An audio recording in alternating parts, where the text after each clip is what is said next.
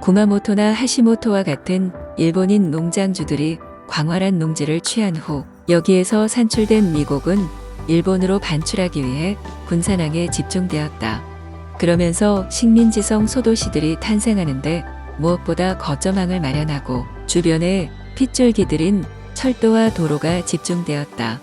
이에 따라 1920에서 30년에 걸쳐 일본인들의 본격적인 이주가 이루어졌는데 소도시 중의 핵심 지역은 지금도 일부 본정통이란 명칭이 남아있다.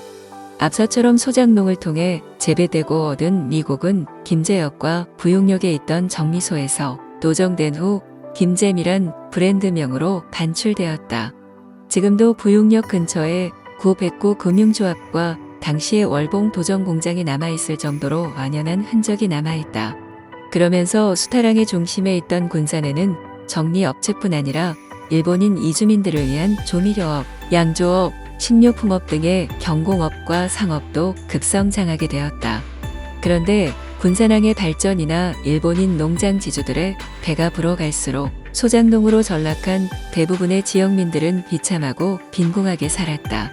봄에 먹을거리가 없어진 농가들이 전체 3분의 2 정도였고 생계가 곤란해 임금 노동을 할 수밖에 없던 농가가 절반에 이를 정도로 가장 빈곤한 삶을 살았다.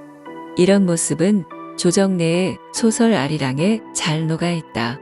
그래서 이리 주구나 저리 주구나 매한가지라 생각하면서도 고향을 등지고 떠나면 뭔가 희망이 있지 않을까 싶어 타향살이하는 사람들이 생겨났다.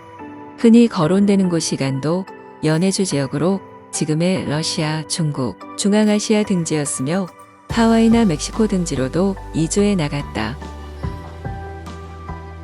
일본은 경제 수탈을 하는 한편 민족 정신을 말살하기 위한 정책도 펼쳐나갔다. 교육 기본으로서 충과 효를 강조했는데 통상의 충효가 아닌 천황에 대한 충성스럽고 선량한 신민으로 만든다는 목적이 있었다. 말 그대로 황국 신민을 만드는 건데 중일 전쟁이나 대륙 침략을 할 때 앞에 세워 희생시키는 전시 체제를 바라본 것이다. 이에 따라 우리말은 조선어가 불렀고 일본어를 국어라 부르도록 했으며 일장기도 국기라 칭했다. 또한 1941년에 개정된 조선교육령에 따르면 학생 동원체제를 구축하는 거였는데 학생을 학생이 아닌 군사적 가치로 바라봤으며 학병제를 중시했다. 실제 교사들은 온화한 모습이 아닌 제복을 입고 칼을 찬 군인의 모습으로 특유의 수염으로 위엄을 표시하기도 했다. 42년도부터는 교실마다 일본 신의 신주인 가미다나와 황국 신민서사를 설치했고 자살 특공대인 가미카제를 찬양했다.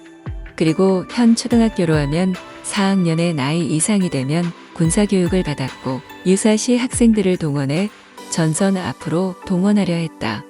90년대 중반까지도 우리나라 고등학교 수업에 모형 총검을 들고 군사훈련을 하던 교련 수업이 있었으니 일제강점기의 교육 방식이 참으로도 오래 지속되었던 셈이다. 학교에서 이렇게 어린 나이부터 세뇌 교육을 했다면 전체를 대상으로 한 황국 신민의 완성과 천황 이데올로기 수립을 위해 전국에 신사를 세웠다. 이는 식민 통치의 성지가 되면서 한편으론 천황에 대한 숭배를 하는 장소가 된다. 이에 따라 학교 관공서, 각 직제단 위에서 신사 참배를 위한 단위가 조직되었고 끈질기게 강제하면서 민족의 어를 아예 말살하려 했다. 사람들을 정신적으로나 육체적으로 좀비화하고 드림을 꿈꾸며 들어온 많은 일본인들은 소위 급이 다른 상류계층을 이루며 명화를 누렸다. 물론 이들은 관공서와 합작해 서로의 이득을 취했는데 조선 총독부는 담배를 주요 세원으로 삼았다.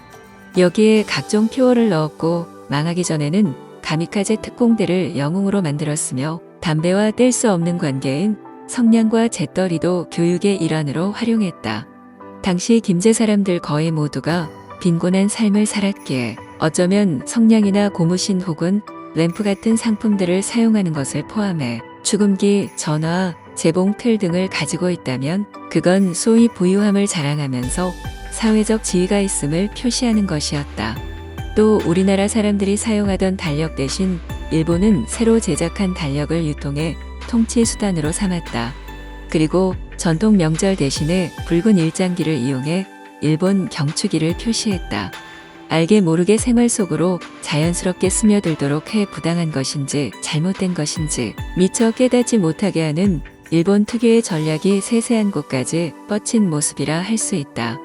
그런데 1945년에 패망에 가까워질수록 전선이 확대되면서 많은 병력과 함께 군수물자가 필요했다.